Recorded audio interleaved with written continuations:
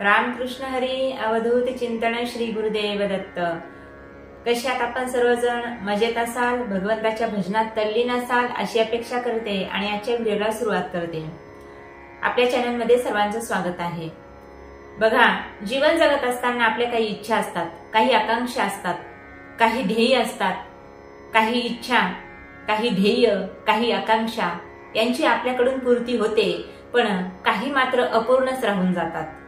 मग काहींना वय झाल्यानंतर वाटतं की मी हे असं केलं असतं तर बरं झालं असतं, नाही का, माझी ही इच्छा अपूर्ण राहिली।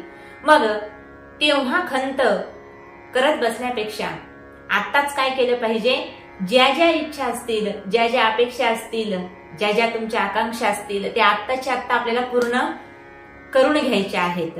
आणि मग तुम्ही म्हणाल या आकांक्षा पूर्ण करणं फक्त प्रयत्न करणं आपल्या हाती असतं, पण इच्छा पूर्ण होणं हे तर भगवंताच्या हातामध्ये असतं, नाही का। हो, हे तरी खरं आहे, कारण प्रयत्न करणं आपलं काम आहे, पण त्याला यश द्यायचं की नाही, ती इच्छा पूर्ण करून घ्यायची की नाही हे भगवंताच्या हातात आहे। पण एक नियम असा आहे, तुम्ही जर सातत्याने एखादी गोष्ट मनात धरली, नाही का, तुमच्या सुप्त मनामध्ये कंटिन्यू बऱ्याच वेळा एकच गोष्ट जर आली, नाही का, एखादी इच्छा असेल, तुम्ही कंटिन्यू ती इच्छा जर बोलत गेलात तर ती इच्छा काहीच दिवसामध्ये तुमची पूर्ण व्हायला लागते। सकारात्मक जर इच्छा असेल तर सकारात्मकता तुमच्या जीवनामध्ये वाढेल आणि लगेचच ती इच्छा पूर्ण होईल। एखादी नकारात्मक इच्छा असेल ती सुद्धा पूर्ण होते, नाही का। यालाच लॉ ऑफ अट्रॅक्शन असं म्हणतात। तुम्ही जी इच्छा बोलून दाखवता ती अगदी भगवंतापर्यंत जाऊन पोहोचते। म्हणजेच काय, तर ती इच्छा या ब्रह्मांडामध्ये अगदी काय होत असते, तर प्रवाहित होत असते, नाही का। आपल्या शरीरातून, आपल्या मेंदूतून, आपल्या अगदी बुद्धीतून ती इच्छा बाहेर पडत असते की मला हे हवंय, मला हे हवंय, मला हे हवंय, नाही का, माझी ही इच्छा अपूर्ण राहिलेली आहे। मग आता आपल्याला ही इच्छा आपली पूर्ण करायची जर असेल तर काय केलं पाहिजे, अगदी साधा सोपा सरळ उपाय आहे।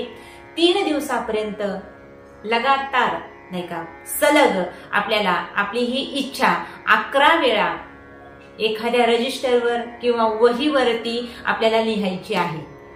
पण नियम एवढाच आहे, काही नियम छोटेसे असतात पण महत्वाचे असतात। तर तुमची जी इच्छा पूर्ण करायची आहे तर ती तुम्ही रजिस्टरवर लिहा, वहीवर लिहा, कशावरही लिहिली तरी चालेल।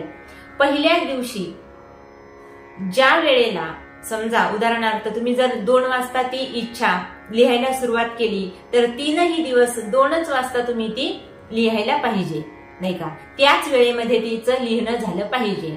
आणि लिहिण्यासाठी आपण जो पेन वापरणार आहोत तो हिरवा पेन चालेल, नाही का। हिरवा जो चालतो तो पेन आपल्याला चालेल किंवा स्केच पेन सुद्धा चालेल।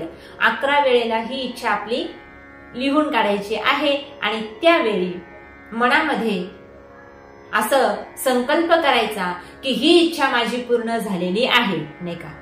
म्हणजेच पॉझिटिव्ह थिंकिंग आपल्याला तिथे वापरायची आहे, नाही का।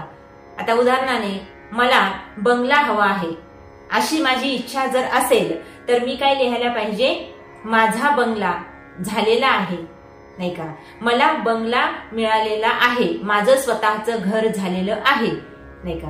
ही इच्छा जी आहे ती वर्तमान काळामध्ये आपण बोलायची आहे, म्हणजे हे होत आहे माझ्यासोबत असं जर आपण लिहिलं, ती इच्छा लगेचच काय होती, तर सकारात्मक जी भावना आपल्या मनामध्ये आहे ती सर्व वातावरणामध्ये प्रवाहित होते आणि भगवंतापर्यंत जाऊन पोहोचते। म्हणजेच सर्व ब्रह्मांडामध्ये आपली इच्छा काय होत असते, तर प्रवाहित झाल्यामुळे, नाही का, काय होतं, तर सगळे सकारात्मक विचार एकत्र येतात आणि आपली इच्छा आपोआपच काही दिवसात पूर्ण होते। छोटासाच नियम आहे। 3 दिवसापर्यंत सलग 11 वेळा आपली इच्छा आपल्याला एका वहीवरती लिहायची आहे। ही इच्छा लिहून झाल्यानंतर एक कृतज्ञतेचा भाव म्हणून धन्यवाद ब्रह्मांड, धन्यवाद ब्रह्मांड असं 11 वेळेला आपल्याला त्याच्याच शेजारी जी आपली इच्छा आहे त्याच्याच बाजूच्या पानावरती आपल्याला 11 वेळा ब्रह्मांडाला थँक्यू म्हणायचं आहे, म्हणजेच युनिव्हर्सला थँक्यू म्हणायचं आहे। असा छोटासा उपाय आहे. फक्त याच्यासाठी काय लागेल तर एक पेन लागेल, तोही हिरव्या कलरचा, आणि तुमचा थोडासा अगदी वेळ लागेल. फक्त नियम एकच आहे, पहिल्या दिवशी ज्या वेळेला तुम्ही ती इच्छा लिहाल तिन्ही दिवस त्याच वेळेला ती इच्छा तुम्हाला लिहून काढायची आहे. अतिशय सोपा उपाय आहे. बरं, याला कुठल्याही प्रकारचा नियम नाही, नाही का. मासिक धर्म सुरू असेल, सुतक असेल, कोणत्याही वेळेला, नाही का, कधीही ही तुम्ही जे सेवा आहे किंवा हा उपाय जो आहे ते करू शकता.